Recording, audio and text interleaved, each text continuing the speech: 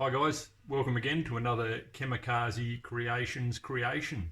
This is a wheelie workbench, I suppose you'd call it.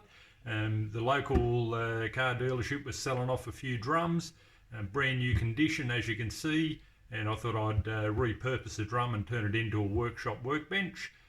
Put 4 swivel caster wheels on the bottom of it. May need to modify that and put a bit bigger surface area or bottom on it and put the wheels onto that, but at this stage it's working quite well. The top is just a construction ply, that black surface stuff, so it's got a nice finish on it. The top is actually 1.2 by 900.